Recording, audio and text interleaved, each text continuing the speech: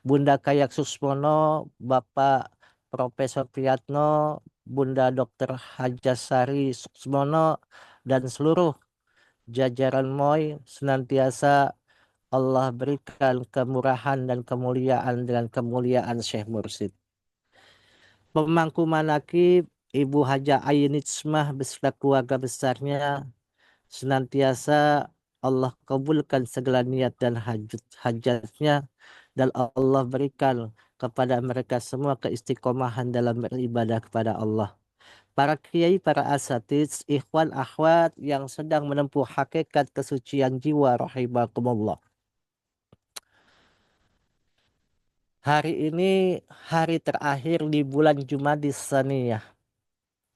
Nanti malam kita sudah melaksanakan sholat sunnah Rajab malam pertama. Maka berbahagialah kita yang sudah mendapatkan amaliyah ini. Karena tidak semua amaliyah yang ada dimanapun kapanpun, kalau tidak memasuki toriko ini mendapatkan amaliyah sholat sunnah seperti yang akan kita lakukan nanti. Masyarul ikhwan rahimakumullah. Di Yaman ada perkumpulan Habib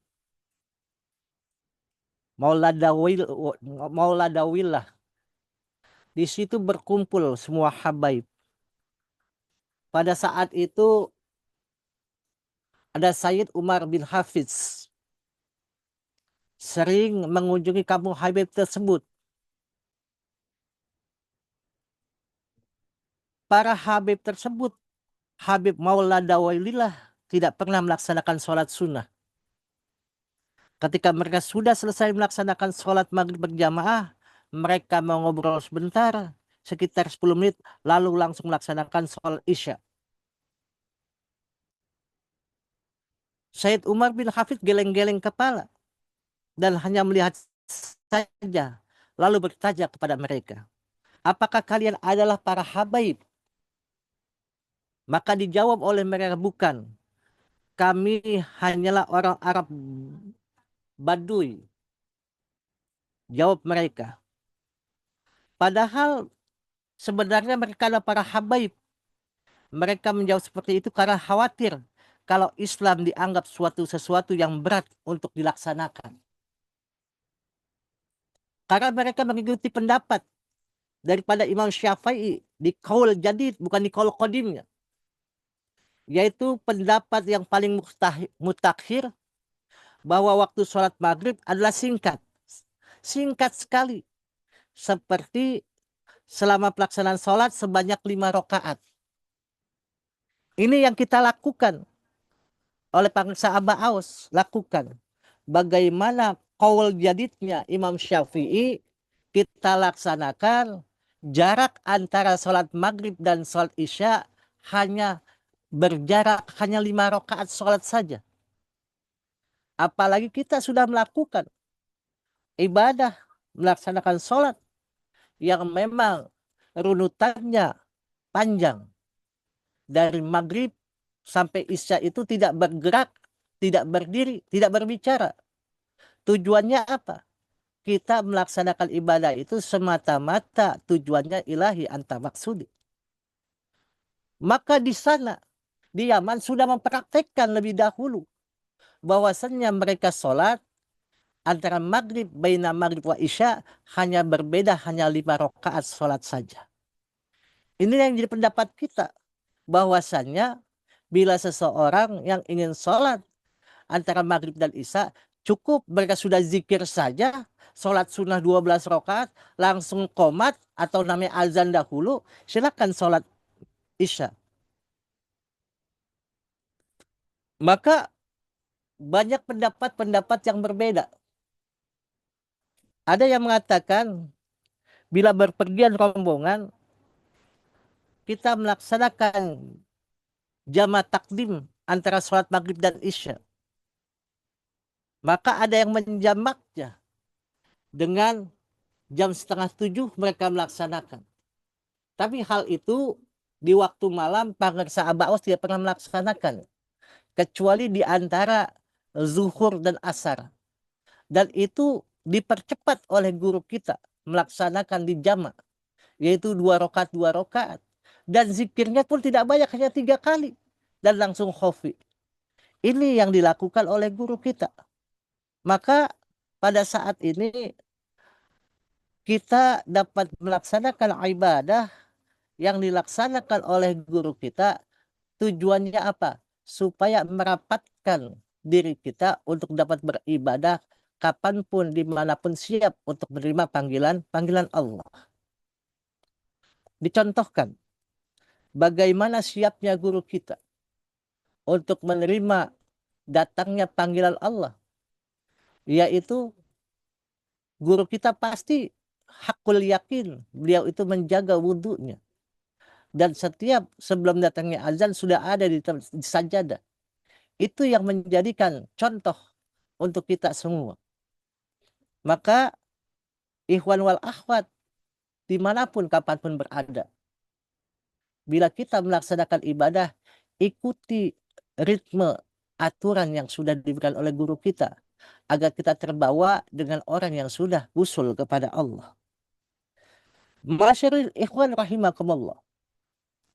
Bila kita berbicara tentang bagaimana seseorang supaya ibadahnya betul-betul diterima oleh Allah Subhanahu wa taala, maka hatinya harus khudur pada Allah. Kalau bahasanya di dalam tilawah ada i'robil qalbi. Bagaimana bisa membaca hati ini untuk melaksanakan ibadah kepada Allah. Maka sering dikatakan ghafla anillah dukhulu minal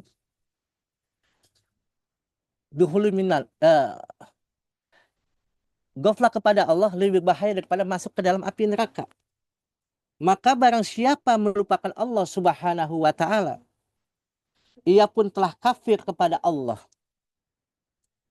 Dan para ahli sufi sering berkata, setiap orang yang menggampangkan kelalaian dan tidak terasa olehnya lebih sakit daripada pukulan pedang atau sabetan pedang, maka ia telah berdusta, tidak akan dapat menghasilkan apa-apa di jalan yang ditempuhnya. Mereka berkata, apabila seorang arif meninggalkan zikir senapas atau 2 nafas, maka Allah menakdirkannya baginya setan yang menjadi temannya. Ini keluar biasaan seorang arif. Bangsa Abah meninggalkan zikir senapas atau 2 napas akan jadi setan sebagai kawannya. Maka ini keluar biasaan untuk orang arif yang arif billah, kamil mukamil. Mereka senantiasa menjaga nafasnya, jangan sampai lupa kepada Allah. Adapun selain orang arif, maka ia dimaafkan dengan perbuatan seperti itu dan tidak dipersalahkan, kecuali sebanyak 1 atau 2 derajat, atau 1 atau 2 zaman, atau sesaat atau 2 saat menurut kedudukannya. Allah Subhanahu wa taala berfirman, anna inda dhanni abdi bi wa anna ma'hu in zakaroni fa in zakaroni fi nafsihi zakartuhu fi nafsi wa in zakaroni fi mala'i zakartuhu fi mala'i khairum min mala'ihi. Aku mengikuti sangkaan hambaku kepadaku, ana inda dzoni abdi bi, dan aku selalu bersamanya jika ia menyebut namaku. Allah selalu bersama dengan orang-orang yang senantiasa hatinya, kalbunya berzikir kepada Allah. Jika ia menyebut namaku sendirian, maka Allah menyebut namanya. Maka aku menyebut nama sendirian jika ia menyebut namaku di antara orang banyak. Aku menyebut namanya dalam jumlah jamaah yang lebih baik daripada jamaahnya. maksudnya tidak terhitung. Dalam kesendirian, Allah akan menyebut namanya di hadapan para malaikatnya. Itu Fulan bin Fulan yang selalu hatinya bergetar mengingat namaku. Perhatikanlah mereka semua. Ajaklah mereka semua. Selamatkanlah mereka semua. Dari apa? Azab yang senantiasa menimpa mereka semua. Bila kita melihat itu, bagaimana kita melihat orang-orang yang berzikir di antara orang-orang yang tidak berzikir adalah orang yang hidup di antara orang-orang yang mati. Maka perbanyaklah menyebut nama Allah. Sehingga mereka mengatakan Anda sebagai orang gila. Kadang kita menyebut dengan zikir la ilaha illallah, dengan lafaznya jelas, dikeraskan. Maka orang yang tidak suka mengatakan mereka itu majnun. Mereka mengatakan kita gila. Maka dari hadis riwayat Muslim, Nasai dan Al-Bazar dikatakan ala unabbiukum bi khairin a'malikum wa azkaha inda malikikum wa arfa'iha fi darajatikum wa khairal lakum min ifaqiz zahabi wal waraqi wa khairun lakum min an talqa aduwakum fanadribu a'naqahum wa yadribu a'nalakum. Qalu bala qala zikrullahi azza wa jalla. Maukah ku beritahuan kepadamu tentang amalmu yang terbaik dan paling suci di hadapan atau di sisi Tuhanmu. Paling tinggi mengangkat derajatmu dan lebih baik bagimu daripada menafkahkan emas dan perak, setelah lebih baik bagimu daripada kamu berjumpa dengan musuh. Baik musuh itu yang sangat menakutkan, musuh itu yang sangat namanya merisaukan diri kita. Lalu kamu tebas leher mereka dan mereka menebas lehermu. Para sahabat menjawab, mau ya Rasulullah. Maka baginda Nabi Muhammad SAW menyebut apa yang dikatakan, menyebut nama Allah Azza wa Jalla. Seseorang yang menyebut nama Allah di dalam kesendiriannya, kebersamaannya, mereka lebih mulia, paling tinggi derajatnya di sisi Allah daripada menafkahkan emas, perak, serta lebih baik baginya daripada kamu berjumpa dengan musuh. Bayangkan, seseorang yang berzikir ingat kepada Allah, dimanapun kapanpun kita berada, maka diberikan kelebihan oleh Allah, kemuliaan tinggi derajatnya di sisi Allah Subhanahu wa taala.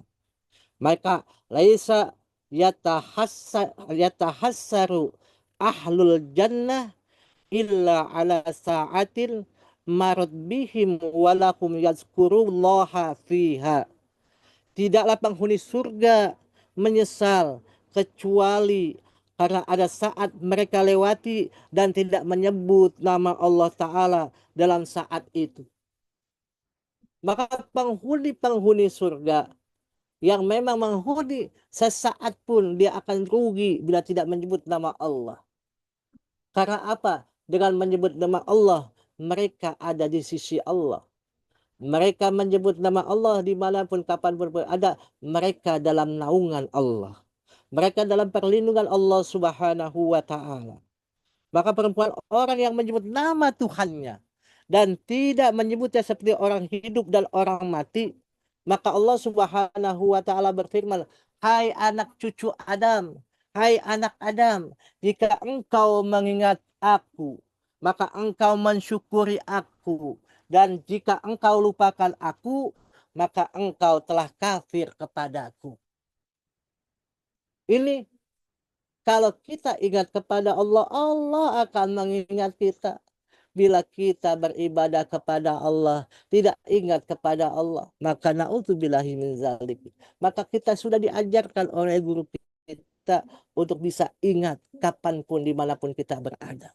Apalagi sekarang ini, sudah penantian, tinggal seminggu lagi atau namanya sekitar 11 hari lagi kita memasuki tahun baru Masehi.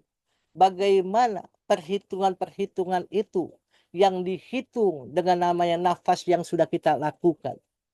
Menit, detik, menit, jam, minggu, hari, bulan, tahun. Demi tahun berjalan, apa yang sudah kita lakukan, apa yang sudah kita kerjakan.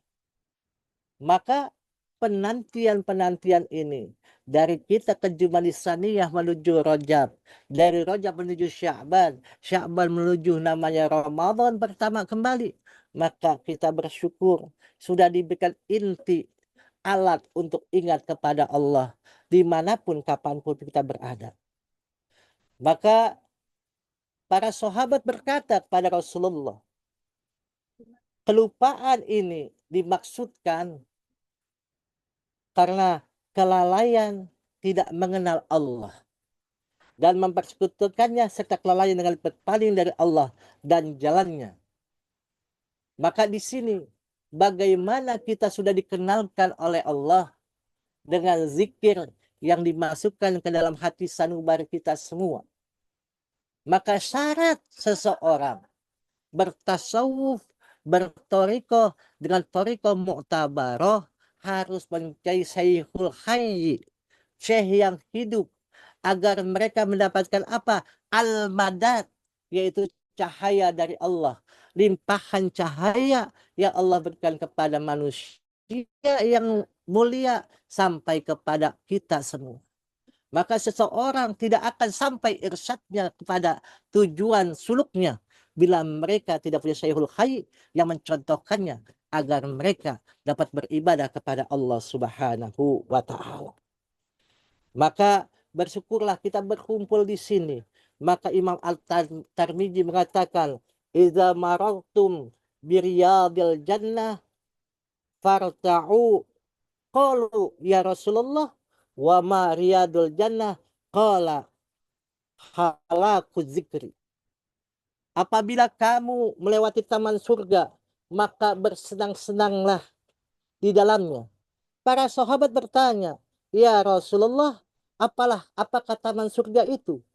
Nabi Muhammad SAW menjawab, majelis-majelis zikir, majelis tempat-tempat orang yang senantiasa mengingat Allah dimanapun, kapanpun kita berada. Kita bersyukur sampai di ujung daripada hari ini, di Jumanisaniyah ini, kita masih bisa berkumpul di majelis-majelis zikir, terutama majelis yang disenangi oleh guru kita, yaitu Manaqib Tuan Syekh Abdul Qadir Jailani Qaddasallahu sirrahun nurani, yang dimana di dalam dada-dada kita semua dalam pembacaan khotaman sampai saat ini hati kita diajari untuk belajar berzikir kepada Allah Subhanahu wa taala. Semoga Allah berikan kesehatan kepada kita semua, panjang umur, istiqomah dalam beribadah kepada Allah Subhanahu wa taala. Allah berikan jalan keluar yang paling terbaik dalam mencari rezeki penghidupan kita, mendapatkan rezeki yang halal lagi thayyib serta barokah, dan senantiasa di ujung akhir daripada perjalanan bulan Jumadisaniyah ini, Rajab, kita akan naik, terus naik untuk mengamalkan ibadah kita lebih baik dan lebih baik lagi. Lebih baik hari ini daripada hari kemarin, dan hari esok harus lebih baik daripada hari ini. Wallahul muwafiq ila aqwamit thoriq. Assalamualaikum warahmatullahi wabarakatuh.